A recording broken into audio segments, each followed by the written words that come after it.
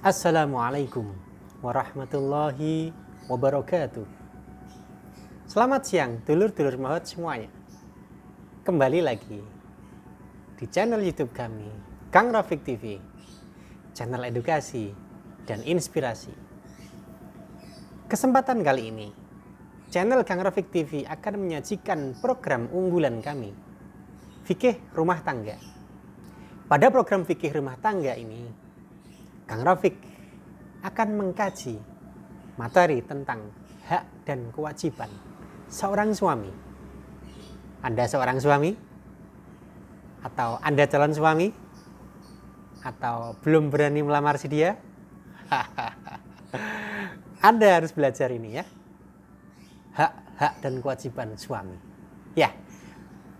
Kalau Anda tahu, berarti Anda wajib nonton channel Kang Rafiq TV ini. Mari kita bahas bersama-sama secara jelas, lugas, dan tentunya detail mungkin.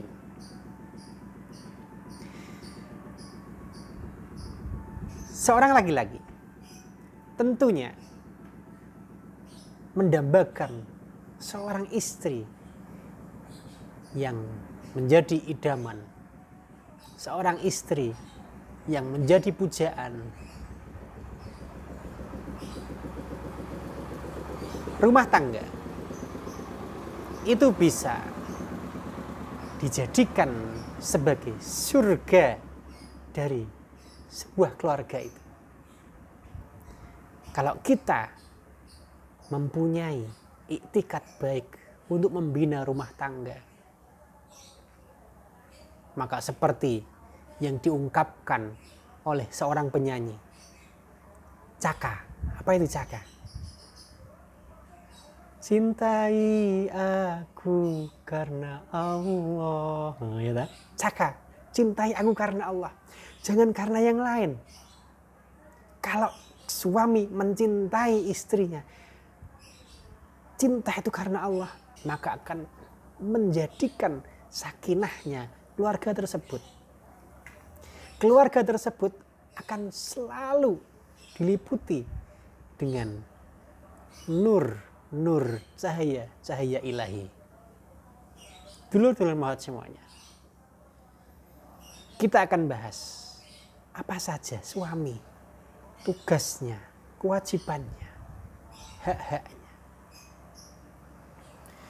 Pernah suatu ketika, haddatsana Musa bin Ismail, haddatsana Hammad, akhbarana Abu Qaza'ah al-Bahili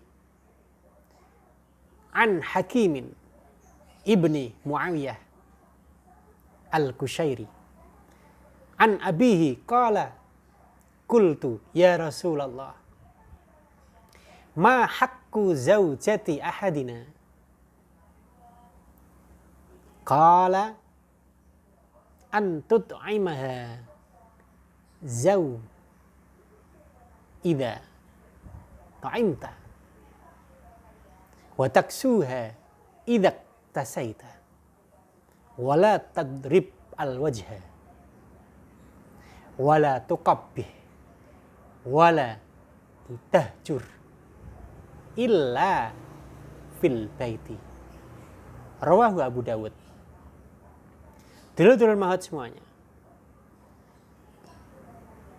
telah berkata kepada kita Musa bin Ismail,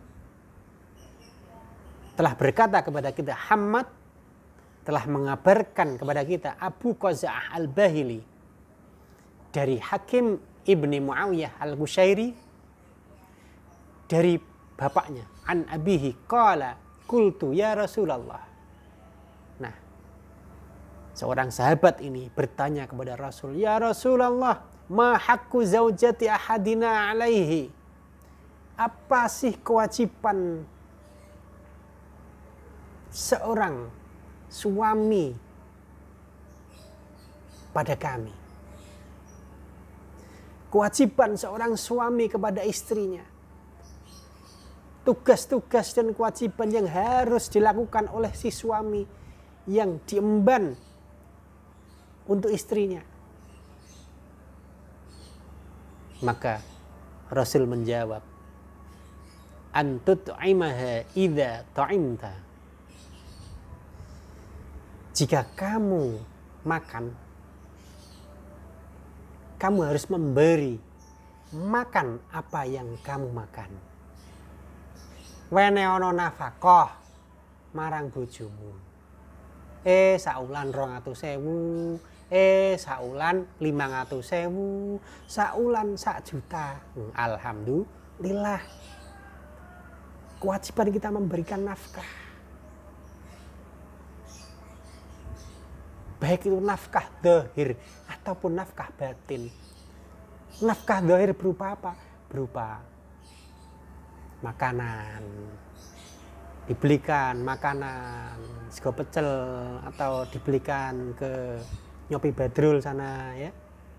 Diberikan apa gitu, makanan-makanan. Wis pokoknya ditukok-tukokno panganan. Kuwi nek iso, ya ta. Nah, tidak hanya itu, nafkahnya juga nafkah batin. Nafkah batin itu apa? Nafkah batin itu ya sing diwenehi bojo lanang nanggone bojo wedok, sing padha ya ngrasakno, padha menakno, padha nglegakno. Ngrasakno, menakno, nglegakno. Wah, mantap iki. Sing digoleki ya sing ngene iki. Awakmu nikah, kuwi tujuane ya salah sijine ya golek nafkah batin. Nafkah batin diberikan. Itu merupakan kewajiban dari suami. Nek pengen kuat, nah ini nafkah batin. Golek sing jenenge ndok, campur madu, campur jahe, jeruk pecel, kayak uyah sithik. Diulek dadi siji, diombe. Nah, insyaallah nafkah batin lancar.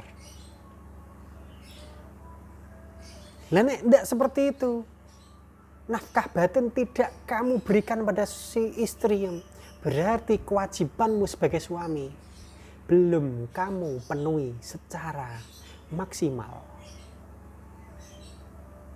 Nah, jadi yang pertama adalah memberikan nafkah, baik itu nafkah zahir ataupun nafkah batin. Dulur-dulur maut semuanya. Yang kedua, wataksuha idza iktasaita. Berikan pakaian yang kamu mampu untuk memberikan pakaian itu. Belikan istrimu baju. Belikan istrimu pakaian-pakaian yang sesuai dengan kemampuanmu. Mampumu membelikan baju seharga 200.000, silakan. Mampumu membelikan baju 500.000, silakan belikan. 700.000, silakan berikan. Selama kita mampu, silakan berikan. Khususnya untuk calon-calon suami. Coba kalian harus berusaha bagaimana ilmunya suami, bagaimana kewajiban-kewajiban yang harus dilakukan oleh suami.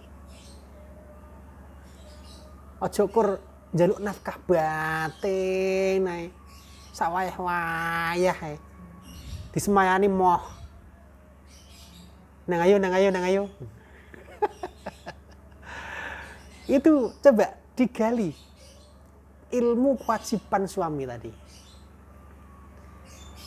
Kalau kita semua tahu ilmunya suami, maka saya yakin suami istri itu akan mendapatkan rumah tangga yang sakinah. Di dalamnya ada mawaddah, sehingga bisa menempuh yang namanya rahmah, kasih sayang Allah. Selanjutnya yang ketiga, wala tadribil wajha. Jangan memukul wajah. Kenapa? Karena memukul wajah itu adalah larangan. Larangan Allah memukul wajah. Boleh memukul istri atas dasar pendidikan dan pembelajaran. Supaya si istri tadi menjadi orang yang baik, menjadi orang yang lurus, menjadi orang yang taat dalam beragama, sehingga suaminya bisa mendapatkan kebahagiaan bersama-sama istri tersebut. Dalam hal memukul, suami tidak diperbolehkan, apalagi ketika marah, mukul-mukul istri, dipukuli, ditinju, sodok, sikut, dan sebagainya. Tidak boleh ini. Sudah dianjurkan oleh Rasulullah sebelum ada undang-undang KDRT, kekerasan dalam rumah tangga.